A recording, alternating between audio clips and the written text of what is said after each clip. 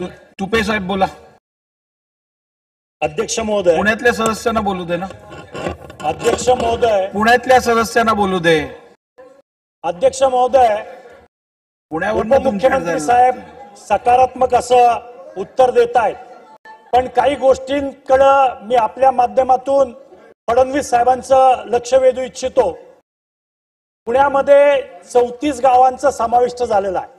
समान पाणी पुरवठा योजना त्या ठिकाणी करण्याचा प्रयत्न चालू आहे. ती लवकर होईल सुद्धा उपमुख्यमंत्री साहेबांनी सांगितलेलं आहे. पण याच्यामध्ये एक गोष्ट लक्षात घेतली पाहिजे की पुण्यामध्ये पाणी वाटपाचा असमतोल आहे. मी पाणी पुरवठ्याच्या अधिकाऱ्यांकडे आमच्या भागातल्या काही नागरिकांना घेऊन गेलो होतो. त्यावेळी आम्ही त्यांना सांगत होतो की आम्हाला 2 तास पाणी द्या. त्यावेळी मध्य पुण्यातले काही नागरिक आले होते आणि सांगत होते आम्हाला 10 तास पाणी मिळतंय, ते 8 तास का झालं. म्हणजे एका बाजूला पुणे शहरामध्ये उपनगरामध्ये दिवसाळ पाणी पुरवठा, 30 मिनिटं पाणी पुरवठा, 45 मिनिटं पाणी पुरवठा, दुसऱ्या बाजूला 10 तास पाणी पुरवठा. सकाळी पाणी येत आहे, दुपारी पाणी येत आहे, संध्याकाळी पाणी येत आहे. मग पाण्याचा अपव्यय होणार नाही का.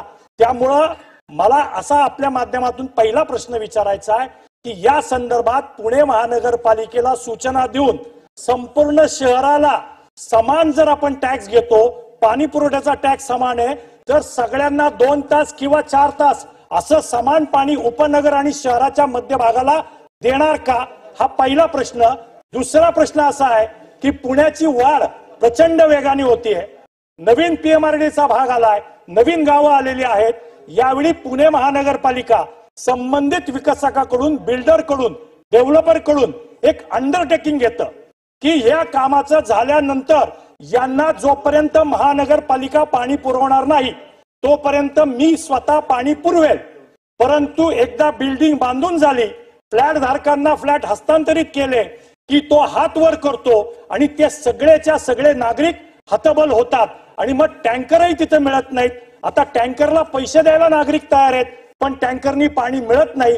त्याच्यामुळं जर त्या भागामध्ये पाण्याच्या सुविधा नसतील, पाण्याच्या लाईन डेव्हलप झालेल्या नसतील, तर पहिल्यांदा त्या लाईन डेव्हलप करून मगच विकसकांना अशी परवानगी देणार का, हा माझा दुसरा प्रश्न.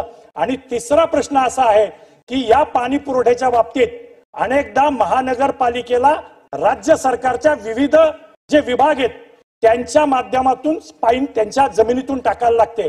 तर त्याच्यामध्ये सुसूत्रता आणून या 24 लाईनचा प्रकल्प लवकरात लवकर व्हावा आणि संपूर्ण पुणेकरांना पाणी मिळावं, यासाठी या लवकर पाईपलाईन टाकण्यासाठी काही सुसूत्र कार्यक्रम करणार. आणि शेवटचा प्रश्न की कॅनॉल हे जे सांगितले की टनेल करणार आहे, तर मग पुणे शहरातून जे कॅनॉल जातात ज्याच्यामुळं पाण्याचं प्रदूषण होत आहे, त्याच्यामध्ये लोक प्रातिविधीपासून कचरा टाकण्यापर्यंत सगळं करतात. तर ह्या सगळ्यामध्ये त्याच्यावरती पाईप बंदिस्त करून जर त्याच्यावर रोड केले तर वाहतुकीची सुद्धा समस्या संपेल, तर पाण्याचीही बचत होईल आणि वाहतुकीचाही प्रश्न सुटेल. तर या संदर्भात शासन निर्णय घेणार का, असे माझे प्रश्न आहेत. माननीय तुपे साहेबांनी जे प्रश्न या ठिकाणी उपस्थित केले, पहिला प्रश्न आहे हे समान पाणी पुरवठा किंवा त्याला आपण 24/7 म्हटलं, याचा उद्देशच हा आहे की मॅक्रो लेवलवर एवढं प्रति माणशी पाणी पाहिजे त्यापेक्षा जास्त पाणी पुण्याला मिळत आहे. पण मायक्रो लेवलवर गेल्यानंतर त्या ठिकाणी अनेक भाग असे आहेत जिथे 1 तासही मिळत नाही, अर्धा तासही मिळत नाही, 2 तासही मिळत नाही. तर याच्यावरचा उपाय काय, हा एका दिवसात होणारा उपाय नाही आहे. याच्याकरता डिस्ट्रीब्युशनची जी योजना आहे, ही डिस्ट्रीब्युशनची योजना पूर्णपणे नव्याने तयार करावी लागेल. आणि म्हणून ही डिस्ट्रीब्युशनची जी योजना नव्याने तयार करायची जी काही आपली योजना आहे तीच ही समान पाणी पुरवठा योजना आहे की ज्याच्या अंतर्गत या सगळ्या भागामध्ये, कारण शेवटी पाण्यामध्ये उंच सखल भाग असतात, काही ठिकाणी तुम्हाला मोठ्या व्यासाच्या लाईनी टाकाव्या लागतात, काही ठिकाणी तुम्हाला ते बूस्ट करावं लागतं, काही ठिकाणी वेगळ्या पद्धतीचा अवलंब करावा लागतो. असा हा सगळा आराखडा आहे, ज्या आराखड्यावर काम चाललेलं आहे, ज्याचं मी सांगितलं की जवळपास 40-50% काम झालेलं आहे, काही झोन पूर्ण झालेले आहेत. पण जोपर्यंत याचं काम 100% पूर्ण होत नाही तोपर्यंत सगळ्या भागांना नीट पाणी पुरवठा मिळेल असं सांगणं चुकीचं होईल. त्यामुळे हे काम जेवढ्या गतीने, आपण जसं सांगितलं की पाईप टाकताना काही अडचणी येत आहेत किंवा कुठल्या वेगवेगळ्या एजन्सीज परमिशन द्यायला जर वेळ लावत असतील तर त्या संदर्भात मी स्वतः बैठक घेऊन आणि हे जे काही योजना राबवत असताना त्यातल्या ज्या अडचणी आहेत त्या अडचणी निश्चितपणे आपण दूर करण्याचा प्रयत्न करू आणि जेवढ्या वेगाने आपल्याला ही योजना पूर्ण करता येईल तेवढ्या वेगानं ही असमानता जी आहे, कोणाला 10 तास पाणी आणि कोणाला 2 तास पाणी, ही आपल्याला त्या ठिकाणी निश्चितपणे दूर करता येईल. यासोबत एक चांगला मुद्दा त्यांनी मांडलेला आहे की एक नुसतं विकासकाकडनं अंडरटेकिंग आपण घेतो आणि त्यानंतर तेही पाणी पुरवठा करत नाही आणि महापालिकेचे पाणी त्या ठिकाणी जात नाही. तर जरूर या संदर्भात त्यांचा नुसता त्यांनी अंडरटेकिंग दिलाय की शाश्वत पाण्याची व्यवस्था केली आहे.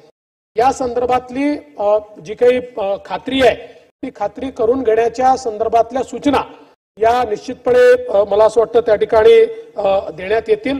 आणि त्यांनी इतर जे मुद्दे मांडलेले आहेत, विशेषतः त्यांनी सांगितलेलं आहे की आता जे काही ओपन कॅनल आहेत तर ते आपलं काम चाललेलंच आहे. मी आता जो प्रकल्प सांगितला त्यातला एक प्रकल्प तोच आहे की ओपन कॅनलला त्या ठिकाणी बंदिस्त पाईपलाईन मध्ये परिवर्तित करायचं. आणि आपण म्हणाले खरं आहे की त्यातले काही असे आहेत की ज्यातनं वाहतुकीला देखील त्याचा एक मोठा फायदा होणार आहे. तर ते निश्चित त्या ठिकाणी महानगरपालिकेच्या विचाराधीन आहे आणि महानगरपालिका आणि शासन काही आपल्या इरिगेशन विभागाने देखील त्याची कारवाई केलेली आहे.